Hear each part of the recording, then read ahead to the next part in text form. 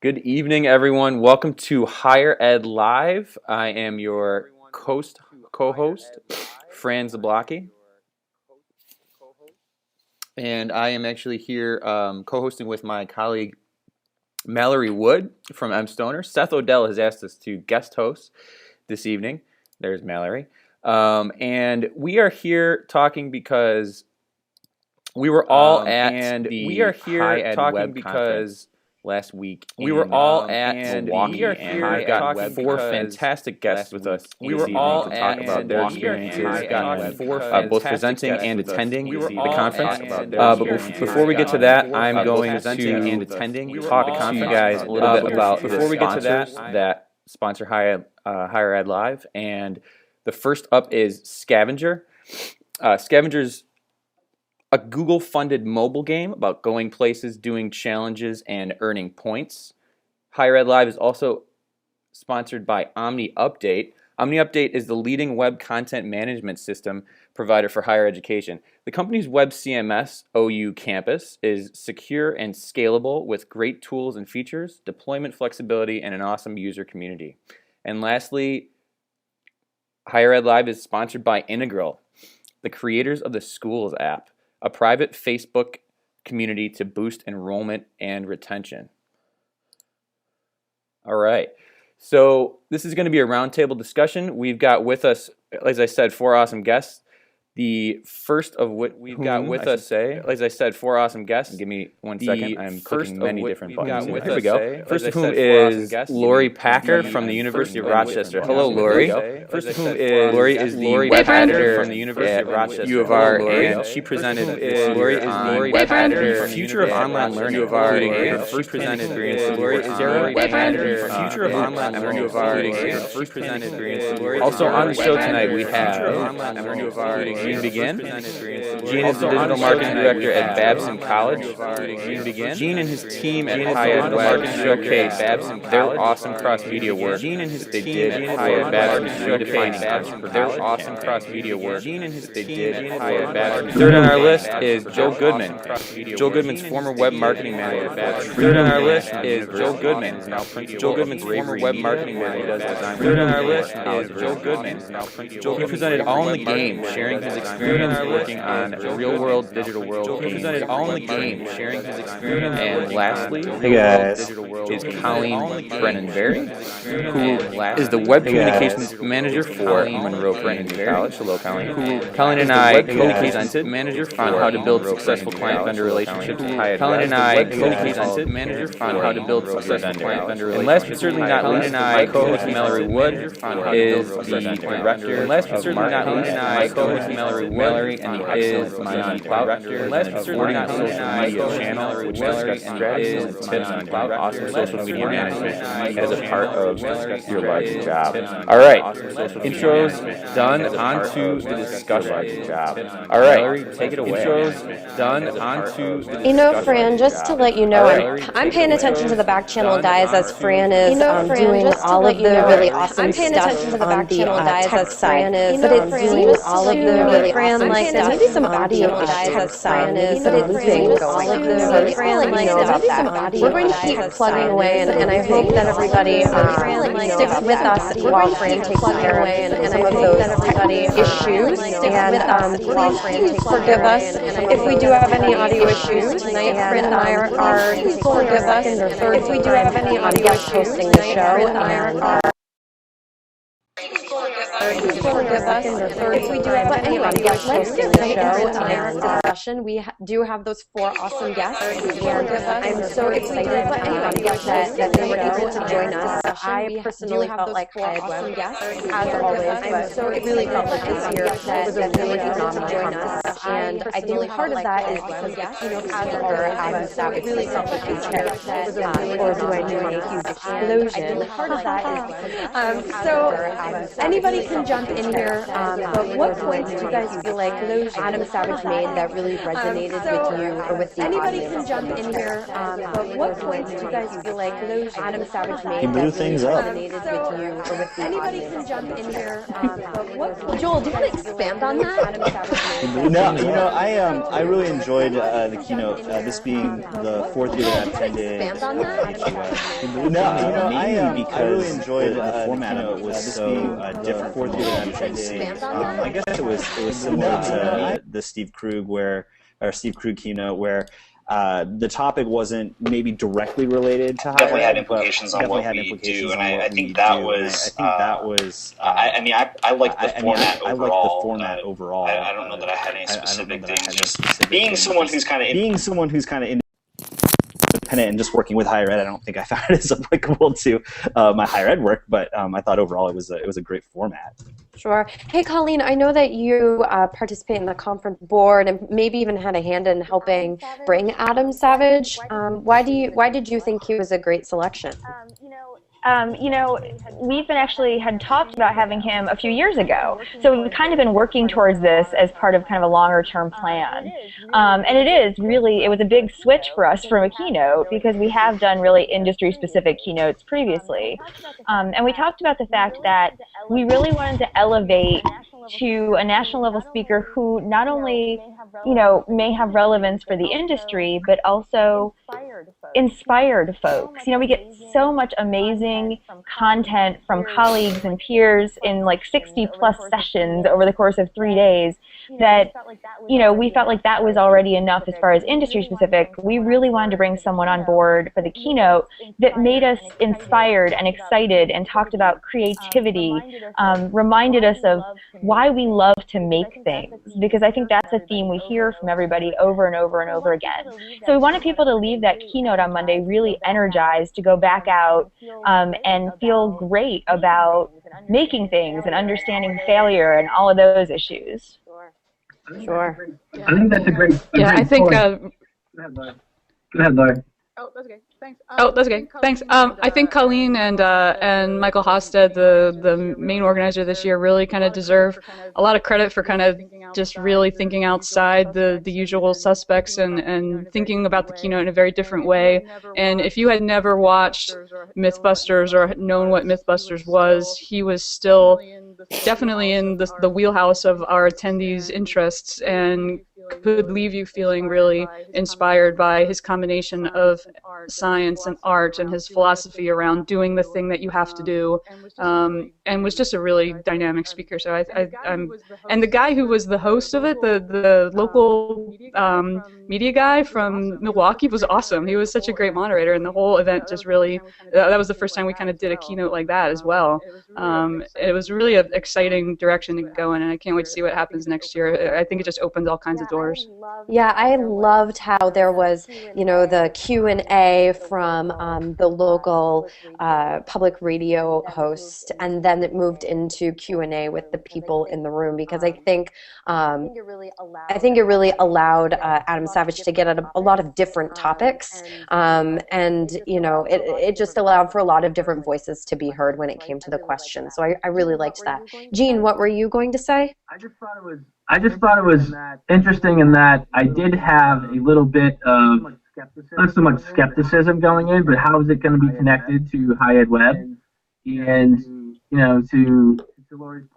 to Lori's point, I think it really did, create creativity and with the concept of you can experiment and no experiment really is a failed experiment.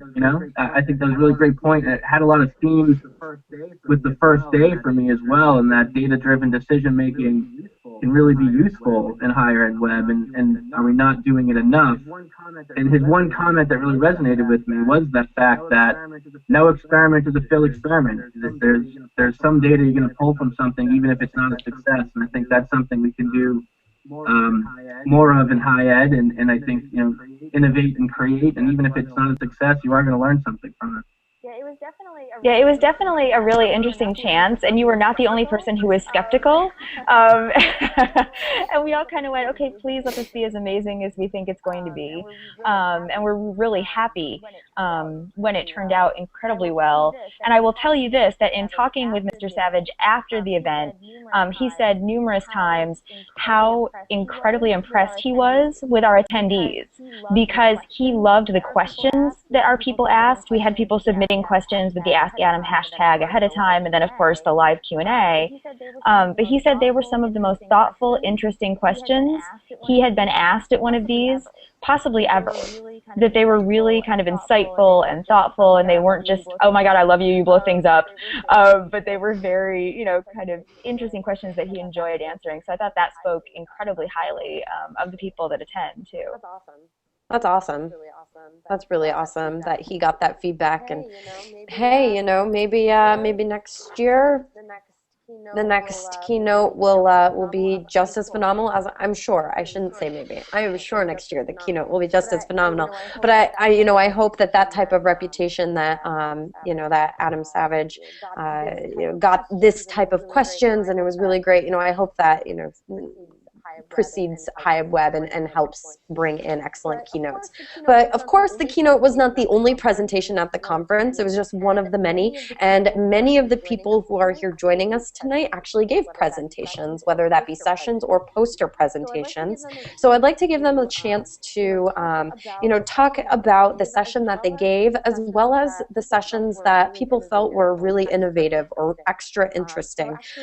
So actually, Joel, I'd like to turn this over to you, since I feel like your session was one of my personal favorites. And so for people who weren't at the conference, why don't you give a quick recap as to what your session was all about and the point of your session? And then maybe you could finish up with saying, which session you felt was really innovative. Sure. So I gave a presentation that was part case study and part just encouragement and challenge for those of you at colleges and universities to really fight to do cool things, because they do make a difference in the lives of your students and the lives of students that you want to get at your schools or institutions. Mallory hates it when I say schools. That was for Mallory. Anyway, my presentation I think was different because my slides were almost all icons. I'll actually tweet out a link when I'm done talking here, see if you guys want to see it. But I took a very different approach from a presentation standpoint of really giving the audience a visual symbol to hold on to while I was talking and describing what was going on. And I think I pulled it off. Most people said it was really good, but at the core of it, I really wanted to give a description of how we pulled off this massive, elaborate game that was played on Facebook around campus, and then we kind of extended with our accepted student community. We were trying to boost our enrollment and boost the yield from accepted students that we had coming in. And what we actually ended up doing was helping out our retention and really unifying our campus community. And that was something that we found is never a bad thing. We found that being flexible in how we thought about our results and whether it was a win or not really made something that was valuable. So the slides are online. They might not do you a lot of good, but I'm happy to talk to anyone about that later on. As far as presentations I went to a lot of good ones. I really liked Lori's on different online systems, just basically because I came out of grad school where I did my master's entirely online. So I felt like I really related to a lot of the things that she was experiencing in the last couple of courses that she took online. And then shout out to Aaron Rester, because his presentation on McLuhan and the tactile web was right up my alley as someone who is a little bit of a McLuhan nerd. But yeah, I mean, there were a lot of good ones. Fran and Colleen's presentation was really good too, just really good reminders. And I think that was really my overall impression of the things that I went to this year.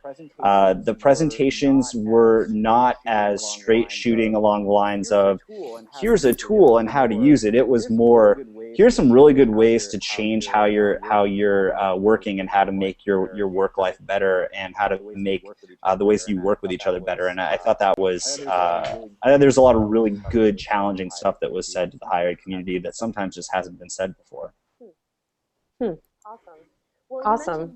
Well, you mentioned Lori's presentation. So why don't we pass this one over to Lori? Ooh, I'll go next. I was also at Joel's presentation. I was live blogging this year for Link. In years past, I've been a track chair, so the track chairs tend to stay in the room that they're chairing, and you kind of see all the sessions for that track. But this year, I got to hop around and go to all these sessions for Link, and I went, coincidentally, I went to Joel's session, I went to Mallory and Mayon's session, and I went to Fran and Colleen's session, and I saw Jean's poster because I was the poster chair. So I've seen all of your presentations. They were all awesome. My presentation was a sort of a departure for me. It was, I kind of talked about it as a case study of 2 different online learning experiences that I happened to have in the last year. And I don't do online learning. I'm not in an educational technology shop. I'm not an instructional technologist or an educator in that sense. I work in a traditional marketing communications office, and I suddenly found myself being a student and using web tools and online tools to be a student in kind of a traditional graduate school program like Joel was describing, and I decided to take a MOOC through Coursera, a massively open online course in gamification offered by a guy from the Wharton School. So I kind of looked at those 2 experiences and compared what was it like to suddenly be a web professional who's now on the student side of the street, and how do web tools help or hinder the education experience from my point of view. So it was very, I say, you know, I had no fear of data. I was just like, here's what I observed, and it was basically that view of things. And I'll send out a link to that session as well. The sessions that I found really interesting, I also loved Aaron Rester's presentation on the tactile web. I just thought that was a really interesting look at something that's coming in the future and tying it back to a more philosophical cultural studies, media studies approach that Marshall McLuhan was kind of inspired. I loved Kyle Bowen's presentation from Purdue, just because he was talking about the sort of educational technologies, the real, like, in the classroom technologies that me in a communications office often don't get to see. I left his session really inspired as well. And I loved Mallory and Mayon's session on social media and the specific challenges that they have successfully overcome. When, I mean, I sometimes feel like an army of one doing social media in a central communications office, and there's no reason to feel that way. So I left that session feeling really inspired as well. And as the poster chair, I thought the posters were just off the hook, crazy amazing. Every year they just get more and more insane. It's just bizarre. The amount of care and work that goes into these poster sessions, and just seeing all the conversations is always really inspiring. So it was good to be more involved in it this year too. Awesome. Hey, this is a public service announcement for our guests of the show. When you're not talking, mute your mic, and then the audio feedback will make it way better for those people watching. All right, public service announcement over. Back to the conversation. Awesome. So, Lori, that was really nice, and thanks for those kind words about Mayan and my presentation. We actually were just talking on the phone this morning and kind of rehashing how the whole conference went, and we were both really excited about the presentation. And, you know, basically, for those of you who weren't there, what we talked about was fording the social media channel. And so we wanted to reach out to those types of people, like you said, Lori, who feel like they are an army of one, or feel like they only have an hour or 2 in the day to really devote to social media, where it's not the primary part of your job, but it is still a really significant piece of what you're doing, and obviously really important to the institution. So what we were able to do, I think, is provide some really great ideas around how to set goals to help you determine how to maximize your time and your efforts and funnel that energy into the best, the best tasks that you can do. And then also we talked about some different studies around when you should be sending things out on Twitter or Facebook, whether or not you should even pay attention to those studies, and also, different ideas as far as content development goes, because I think, maybe this could be a discussion topic, but a lot of times when it comes to social media, what takes the most time is thinking of content or finding content or getting content. And so Mayan talked a lot about finding those people who are on your campus who can help you supply it, as well as, different topic ideas for different types of content and what to do when, you need to pull a rabbit out of a hat, essentially. So actually, I would like to pass this one now over to Jean. I know you did a poster presentation, which I didn't actually get to see. So I would really appreciate it if you'd let us know what you did. Sure. So the poster session we did was around a branding campaign that we're working on here at Babson called Redefining Entrepreneurship. And entrepreneurship really is our bread and butter here at Babson. We've been known about it for a couple decades now. And we've created a branding campaign across multiple channels, from paid advertising, unpaid advertising, social media, word of mouth. I mean, a lot of different ways to internally and externally get some promotion for our brand, but really more so around the concept of entrepreneurship. And we've asked users to come to this microsite that we've created that allows anyone in the world to submit their definition of entrepreneurship. And what we're looking to do is thinking that it's a somewhat traditionally been thought of in a somewhat of a startup sense, obviously, and we're trying to extend that brand much further. And I think right now we are really focused on extending that concept of the microsite. We're crowdsourcing those definitions and then reimagining them within content of advertising and other channels that we're using the campaign in. So poster session really kind of walked people through that, allowed people to submit definitions straight via the microsite, and really worked us to be able to really extend the definition of entrepreneurship. I think the one thing that many times at schools that we can really think about is it's not always just about the college, but many times it can also be around the message and the cause that we're trying to share. And that's a big concept of what we're trying to do here at Babson, and that's what the poster session for us was really about. I also was able to present with our scavenger partner in crime, Jeff Kirchick, on location-based services, and was able to really kind of extend people's thought process around what that means, and trying to extend the idea of location outside of just Foursquare and Scavenger and other applications, but think about it when it comes to your mobile website. Think about it when it comes to other services that are available on campus. And that was an enjoyable part as well. Typically in the past, I've really just been able to attend HighEdWeb, and this time being able to do both really kind of rounded out the entire experience for me, and kind of be able to see it from a different realm. And I think it's the amount of presentations that you can take back and apply to right away is absolutely endless. And I think there's so many that I learned a lot from. I spent a lot of time the first day focusing on responsive and mobile. There's a lot that first day on that, and it really opened my eyes a little bit into where we need to go next. And I think there's a lot that I'm going to take back from a lot of presentations on responsive, but specifically, I think Doug's presentation, your partner in crime, mStoner, Doug, his presentation with Dave Olson, who's a genius, and us being able to kind of learn a little bit from what they're doing is something we'll definitely take back here at Babson.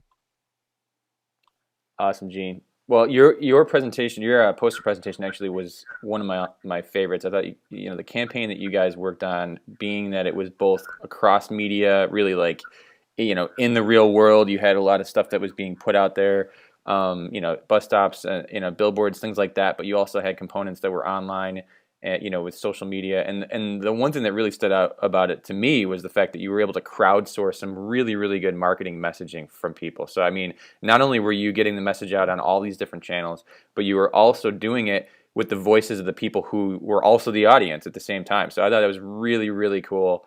So kudos to you on that, and I'm just really excited that you were able to showcase that and share that with everybody.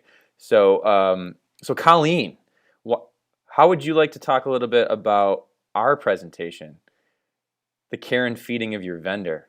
What did we talk about, Colleen? Ooh. I won't answer my own question. I'll let you start. I was like, sure. No, we actually, Fran and I have worked together. Most people already probably know that Fran comes from a higher ed background, and now, of course, works with mStoner. So he and I worked together when we were at Nazareth College, and it was kind of an interesting take that I'm still in the higher education realm, and he is working with higher education, but now as a vendor partner. So we really presented about the life cycle of a relationship between the client or the higher education institution, not school, Mallory, and the, basically your vendor partner, and how it really is a partnership. Because I think one of the things I've certainly experienced is sometimes vendors are given to us and we're told we have to work with vendors. Sometimes we choose them. Sometimes there's many different scenarios. But unfortunately, sometimes it becomes a relationship where we don't see ourselves as a full partner in a team. And so we really worked through the process of not just kind of selecting a vendor partner, but also how to build team a little bit to accomplish goals and what that life cycle is like. It was interesting. It's something I've not presented on before, so it was definitely more of a management-oriented kind of talk as far as project management and administrative management. But it was a really fun experience, and it was really early in the morning. So we got to be first on Tuesday. It was, yeah. We had lots of coffee, lots of caffeine going, but was delighted to be able to present with you, Colleen. It was really great. Outside of what we've already talked about, do you have any additional things that you saw, whether it was a presentation or even, HighEdWeb is such a great conference because it's awesome presentations combined with amazing networking opportunities for people. And so, what were some of your takeaways as far as unexpected, serendipitous chances to meet people and talk to people, and or even just in general, can you speak as someone who organizes HighEdWeb to what the goal is there on the social side of the conference? Sure. I mean, there were so many amazing presentations. Probably one of my favorite kind of presentation spaces is the poster session, and I like it for exactly the reason you just alluded to. We always kind of use the tagline that HighEdWeb is by and for higher education web professionals. And you know what? That really is true. Our community is a huge, huge piece of who we are and what we do. And I love the poster session because it combines the professional work with an opportunity to talk one-on-one, to get to have some of that time to talk about what we're doing and how we're doing it, to get feedback, to have these amazing discussions.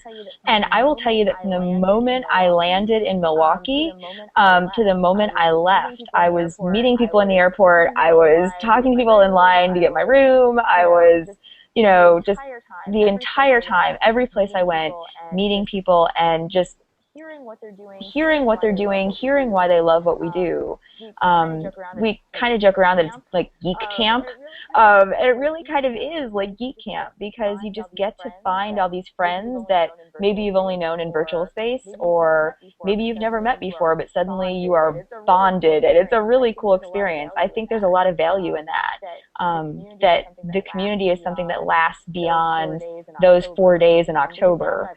Because now that I've left for the year and I'm back, doing my thing, I'm still talking to everybody on a daily basis. I'm still asking questions. I'm still throwing out resources and getting tons back. So it doesn't really end for me. And I'm really grateful for that. Yeah, I think it's great. Oh, go ahead, Mallory. Go ahead. I was just going to say that I think this year I was really excited and surprised to meet a lot of new people who maybe had been or hadn't been at HighEdWeb in the past, but I just hadn't run into them. And it was really exciting to see some new faces, especially in the presenter lineup too. I keep going back to Mayan Plout because she was my co-presenter, but it was just so nice, I think, to get some time to hang out with her. And I've met her before in person, but I know for a lot of folks folks, they hadn't. And so I think she was, you know, a new person on the scene that made some big waves. So if I had to pick the one person I was most excited about, it'd be Mayan. So I'm going to send Mayan the little love right now for that, because she's awesome. Joel, what about you? Did you have a really interesting conversation with someone in the evening hours that, you know, you're still thinking about, or made you think about something differently? I had a lot of really good discussions with Fran and with Doug from mStoner and a lot of different people. I think for me, I get the most value out of just talking with people, because you find out firsthand what they're doing, why they're doing it, and what's driving them to do it. There's only so much that someone can fit into a 30-minute long presentation and 15 minutes of Q&A. When you actually talk with those people outside and can either discuss what they presented, or if they're not presenting, just discuss what they're doing on their own campuses, I feel like you can get a lot of insight for your own work, and then hopefully you can be an encouragement to them. And I think that's the best part of HighEdWeb, that there is so much time to talk with other people, and I mean really that the community is so great. You can talk to anyone and they're happy to talk and tell you what they're doing and listen to what you're doing. So there were a lot of new people. I met Eric Olson for the first time in person. Really good to meet him. I talked to them a little bit online. Same with Mayan. I mean, there were a lot of new people, but I think the other interesting thing is that no one's ever really new, because we've already communicated with them over Twitter or Facebook or something. So it's always fun just to kind of jump back in and have a moment of life with those people, even if it's just for a few days. Awesome. Jean, Lori, anything you'd like to add? I'll jump on the Mayan train for a little bit. I mean, I think I had engaged with her a lot on Twitter and had not met her in real life for the first time. So engaging with her and learning a lot from what she's doing, because she's doing some phenomenal things already. It was really great to meet her in person. I think one thing that in the higher ed community that I think we're lucky in some regard, and I think two of you, actually three of you here on the show in that realm. I think we have vendors that really are partners in this and really care about the higher ed community. I think the three of you here, I connected a lot with our partners at obviously partnering with Kirchhoff at Scavenger and Brandon at Integral. I think we have a lot of really good partners in the higher ed community that don't just work at institutions but care about them. And I think that's something that I think comes across a lot with the people that we work with and connect with at these institutions as well, and at these organizations and conferences. And I think that's certainly something that we should feel lucky about, because I think in some organizations or some industries, for example, your vendors aren't always your partners, and I think we can certainly kind of relish in that fact. And that was not a paid statement by mStoner or HighEdLive or anyone else that was here. So. Eric Olson and Mayan Plelt were my two new IRLs too this year. I was trying to meet Mayan at Spin, and I was telling Georgie Cohen, I was like, there's a line to meet Mayan. I want to meet Mayan. And she's like surrounded by all these people, because she does really inspiring, amazing things at Oberlin. So you kind of know her, but you haven't met her, and that happens to me every year at HighEdWeb, where two things happen. You meet people that you already know, that you quote unquote know on Twitter, and then you meet them in real life, and that's awesome. And then you meet people that just fall out of the sky that you've never heard of before, and you have great conversations with. So I met Emily Thompson, one of the poster presenters, who's a librarian at SUNY Oswego, and because I'm doing my library degree, I had a great conversation with her. I met a ton of new poster presenters, Jean being one of them, who I'd never really known of before, and then they're doing amazing things, and now you have this connection that persists through the year until next year, and then you get to see them again, and now you know them. So every year, that's kind of what I take away. When people always ask what's your biggest takeaway, mine's always a list of people's names, because I've met these people in real life and I've met these people for the first time, and now I get to kind of follow them along or around for a year until we see each other again at Geek Camp in Buffalo. So yeah, that's always the biggest takeaway. Let me just say that I'm extremely excited that next year's in Buffalo. It's my hometown. It's going to be great. Again, this is not a paid sponsorship, other than the fact that I love buffalo, and it's going to be awesome. Okay, and you can guarantee that if you come, I will take you out to where the best chicken wings are. I know where they all are. So Duff's or Anchor Bar? Duff's or Anchor Bar? Anchor Bar. Really? Yeah, I'm a really? traditionalist. You're an Anchor Bar guy. Yes, I stick to the roots for sure. We can go to Duff's though. Duff's is a close second. I can accept that. Well, we should probably do both. I mean, you should probably do both. Tour of chicken wings in Buffalo. That should be part of it. Probably should do them side by side just so we can really compare. You know, absolutely. We need a wing off.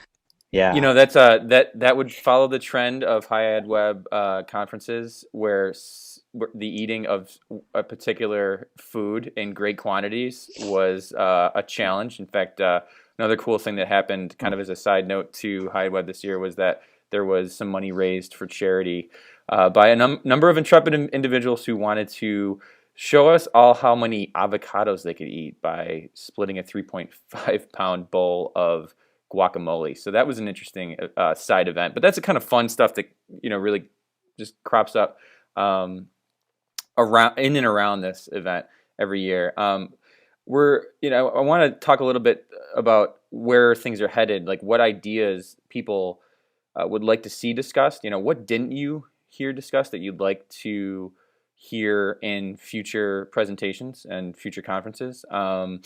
And then wrap things up after that by talking to Colleen a little bit about what is in store with HighEdWeb in 2013, because Colleen's actually the new vice president of the board of directors for HighEdWeb. So why don't we start with Lori? What would you like to hear that you didn't hear this year, and what are you looking forward to in 2013? It's hard what I didn't hear. We talked a little bit about responsive design, and I liked Joel's point when we first started about the fact that a lot of the presentations this year weren't like, here's a tool, go off and use it, but I actually like that there's a mix, because, for example, Lacey Tight's presentation about how she uses functions in WordPress to get a lot of stuff done that doesn't involve plugins, there's like 7 things that she talked about that I'm like, I just want to do now. That's the sort of tangible stuff that you can go and use, and that's hugely valuable. And we had all these mobile and responsive sessions this year, and it just reminded me very much of, I've been going to and helping organize HighEdWeb since 2003, and the first sessions I went to were like Dan Frummelt talking about CSS layout, and I was like a first year front-end web developer stuck in front page doing tables, and like the scales fell from my eyes when I saw like Jeffrey Zeldman was the keynote, and there were a bunch of sessions on CSS layout, and those sessions I think are important too, because they take the day-to-day work that you gotta have to get done and really help you develop in that sense as well. So I hope that we continue to have a mix of the more kind of tangible tool belt stuff that we all need to do in order to get better at the day-to-day things we need to do, speaking selfishly as a front-end developer, and the bigger picture things that help us think outside of that toolbox and help us think like, what value are we actually adding to our students? What's the bigger picture? And I really felt like I got a good mix of that this year, maybe because I was able to travel around a little bit more between the different sessions. So I guess I just hope it continues, that we get that good mix of the technology pieces that we all kind of need in order to stay current, and the bigger picture pieces that we all need to sort of stay relevant. Yeah, one of our viewers on the back channel, Philip Shen, said that he would like to see more presentations around professional and graduate schools. So it sounds like, a lot of the presenters tend to focus on your maybe typical undergraduate institution. So Philip's saying he'd love to see more content focused specifically for those professional and grad schools. And that leads me to mention, the best of conference winner was Amanda Costello, and we haven't even mentioned her presentation yet. I don't have your PhD, working with faculty in the web.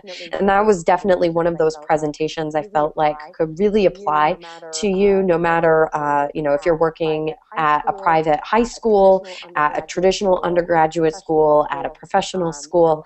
At some point, if you're working in the web, you are dealing with faculty, and you need to get content from those faculty. And Amanda's approach was just really refreshing, and her energy and spirit and very funny slide deck also, of course, enhanced what was already a really solid presentation. So I would personally like to see more presentations like Amanda's that are universal and can apply to any of them. But Phil brought up that point that, you know, he would like to see more from professional and grad schools.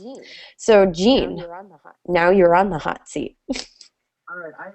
All right, I agree a little bit on that. I think, you know, being a little bit more holistic across schools, but, you know, another thing, and I'll give a shout out to my partner in crime here at Babson, Vanessa Theo Harris, you know, known as Vanessa T. Smiles, but she brought up a great idea as we were on the flight home around, there wasn't much talk about international students, I think, and I think that's a big thing, especially at our school, with being really diverse and trying to understand, you know, how are they engaging with us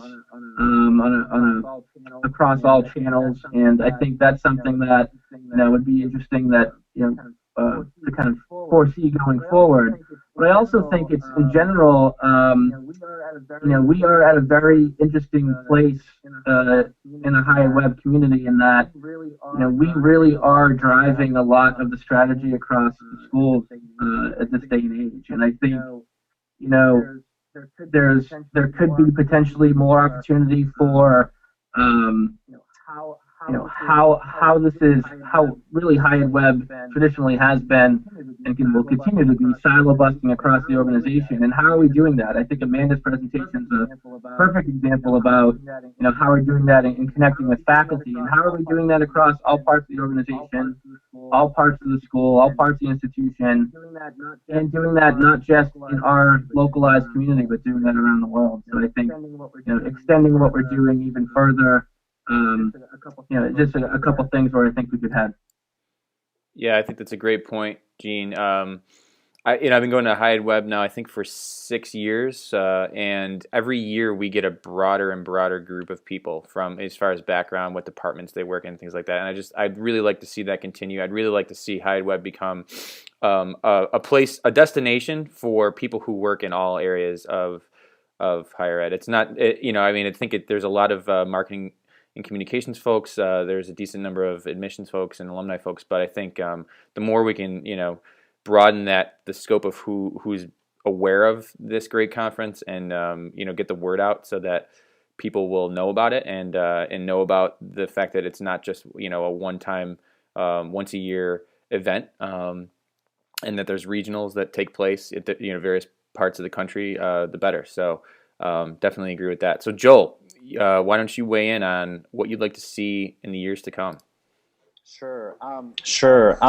Aaron Rester again had a great point. I can't remember if he actually said this during his presentation or if we were just talking about it afterward, but he was talking about how he saw this idea of like a big ideas track, where it was basically people that were talking about giving presentations on these larger ideas. So he didn't really feel like McLuhan kind of fit into the standard format of what a lot of the other presentations were and traditionally are at HighEdWeb. But he liked the idea of these theorists and philosophers and kind of big thinkers that had all these ideas that may have applied to something else, and us as presenters taking those and applying them to what we do in higher ed.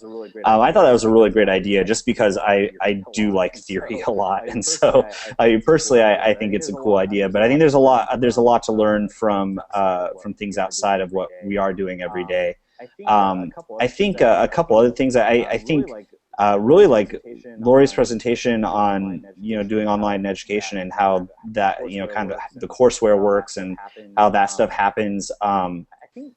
I think that was the only one. I mean, that was like, and there hasn't been much of it in past years. And I think that's something that even if it's not pressing to all of us yet, it will be in the next several years. I mean, that's where everything's going. And so even whether we're marketers, whether we're actually doing the LMS management, or whether we're doing admissions, that's something that's going to play into how we market and progress our institutions going forward. So I think that here's a call out, if you're looking to do a presentation next year, that might be something good to look at, because it really is relevant to what we're doing and where higher ed is going. And then I think another topic of really good interest is just life cycle management. And I think it's been talked about before on Higher Ed Live. I think the online education piece of it really plays into it. But this idea of everything that we do really is holistic, from how we market to our students, but also to how we treat them once they're actually students, and how they communicate outside of our school or our institutions and that sort of stuff. I think that's a huge topic that's also relevant to us, and we need to keep in mind as we're thinking through things. So there's just a few things there. Take what you will from it. Cool.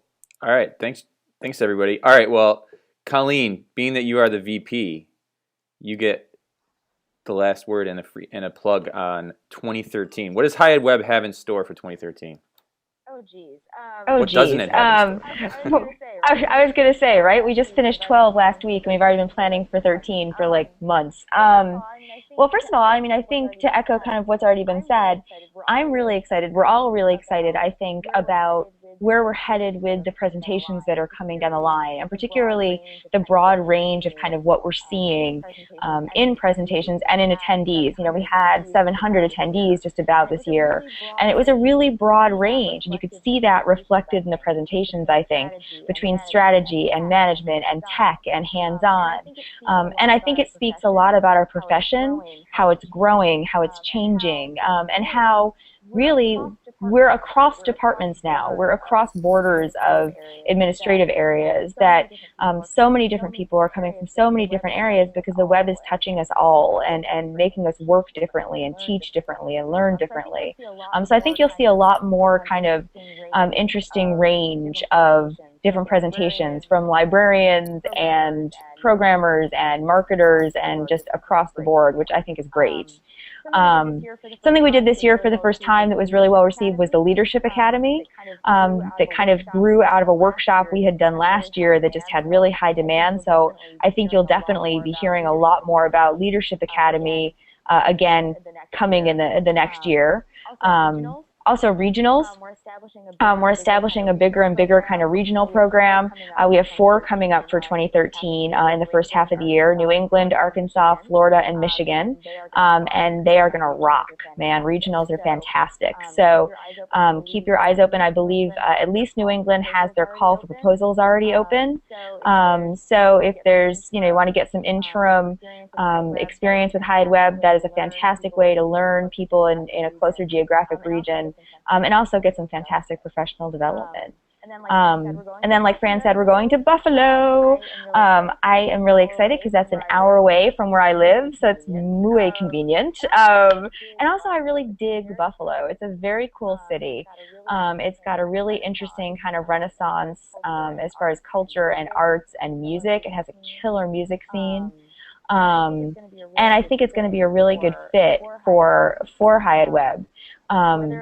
Whether or not we grow anymore, we're still kind of in discussions about our size, but we were at 700 this year, and the general consensus was that was pretty comfortable. So I would guess we're going to stay around that. And I think we have some good surprises up our sleeves for some keynotes and a couple other things. So suggestions are welcome, because we're still in the planning phases, and we're still definitely looking to hear from folks about what you all want and where you all want to grow. Because again, it's about the people. We all together make up HighEdWeb. Those of us on the committee are just lucky enough to help kind of steer the ship. But really, it's the community that tells us what we want, and that's where we go. So before we wrap up this episode, I would love to hear everybody's favorite memory. And I guess I can start. So you know where maybe I'm going with this. It doesn't have to be serious unless you want it to be. But my favorite memory was walking in a very large group headed to the Safe House for dinner one night. And there happened to be a man playing some music on the street. And as this large group approached him, he started playing the chicken dance. And when it got to the part where you have to clap, everybody, obviously, because higher ed is full of amazing people, clapped. So that was my very favorite memory, was clapping to the chicken dance, walking down the streets in Milwaukee. What about you, Lori? Wow, it's going to be kind of hard to top the entire bus ride home from Spin from start to finish. I was like the last person on the bus, and I didn't think I was going to make it on the bus, and I was kind of standing there going like, no, that's okay, go ahead. And I think Michael Feenan was egging me on, and I get on the bus, and the whole bus freaking cheered, which is bizarre. I've never had a busload of people cheer my appearance on the bus. And I ran down the bus like slapping everybody like Price is Right. And then I got to the back of the bus and realized I didn't know where the freaking seat was, so I had to turn around and go back. And of course the seat was like the second seat from the back. So I just slapped everybody's hands on the way back, yay, like a dork, and sang all the way to the hotel. And then walking through the hotel, of course the wonderful Jeff Stevens starts singing the Laverne and Shirley theme song, and we sang it all the way into the hotel and just kept picking up more and more people as we got to the lobby. And by the time we got to the lobby, the whole lobby was singing along. It was like a flash mob. It was like an actual real flash mob with the Laverne and Shirley theme song, and the whole lobby burst into applause. So I don't think that's really going to be topped by anything anytime soon. All right, how about you, Joel? There were a lot of. I have a lot of really good memories, but I think probably the tops was being in the lobby on Monday night around the player piano with everyone singing songs from Ben Folds to Counting Crows to Lean on Me to half of the Piano Man because Mallory couldn't remember how to play the chorus. That was just a lot of fun in general. I think Georgie actually tweeted about that last week sometime as one of her favorite memories too. But yeah, it was a lot of fun. Awesome. Gene? God, you guys took good memories. But let's see. I'll throw out a talent that I saw that I did not know existed within the HighEdWeb community, and that was at Discovery World when good old Brandon Croak from Integral not only juggled 3 sliders, but was also able to take a bite out of one in the middle of juggling and continue to juggle after doing such a thing. So the amount of talent that's in HighEdWeb in general is kind of extraordinary, but the skill sets that we didn't even know existed are just, they're off the roof, whether it comes to musicians or people that might think they can karaoke, to piano players, to jugglers. It's all over the map. So you learn a lot at HighEdWeb about the other skill sets people have in addition to the great work they're doing inside their workplace. Cool. I actually think I might have a video of that. Maybe. We'll see. How about you, Colleen? I have to pick one. Just one. I mean, seriously, man. I wait all year for this. Like, this is one of the highlights of my year because there's just so much. I'm with the people I love, talking about the stuff I love. There's not a bad moment there, but I guess if I had to pick, it would be a toss between I got to announce that HighEdWeb 14 is going to be in Portland, which has been sitting on for like a year. I couldn't wait to introduce.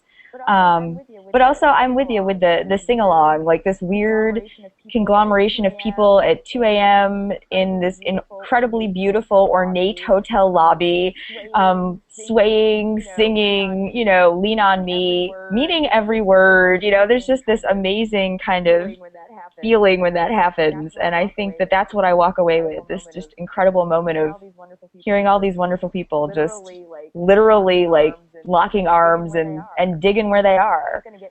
That's going to get me through a lot of months. Awesome. Wow. Okay. That's like all the good stories. What am I going to think of here? Actually, no one mentioned Adam Savage, which is kind of an obvious one, but I will say that I completely geeked out at the keynote. I thought it was fantastic, and I thought everything he had to say was awesome. And I know it's been said before, but, having the guy who gets to blow stuff up on TV watch himself on TV blowing stuff up was a pretty unique experience, and I totally geeked out. So it was awesome. All right, cool. Well, we're going to wrap up. Thank you all for taking the time to talk to us tonight. It was a great, great conversation. Thank you, Mallory, for being my co-host this evening. And thank you, Seth and HighEd Live, for letting us be guest co-hosts and recap HighEdWeb. I don't know how we typically sign off, so I'll just say everyone have a wonderful evening and go do wonderful, great things wherever you are. Have a nice night. Bye-bye, everybody. Bye. Bye.